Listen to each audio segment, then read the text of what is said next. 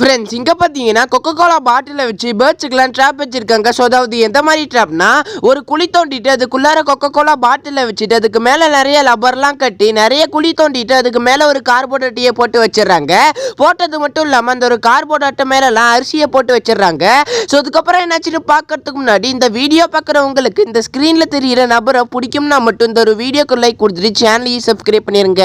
அது மட்டும் இல்லாமல் இவருடைய நேம் என்ன அப்படின்னு சொல்லி உங்களுக்கு தெரிஞ்சால் மறக்காம கமெண்ட் பண்ணுங்க. சோ கொஞ்ச நேரம் கழிச்சு நிறையவே பேர்ட்ஸ் இந்த ஒரு அரிசியை சாப்பிட வருது. வந்தது மட்டும் இல்லாம இந்த ஒரு ட்ராப்லயும் ஒரு பேர்ட்ஸ் எல்லாம் மாட்டிக்குது.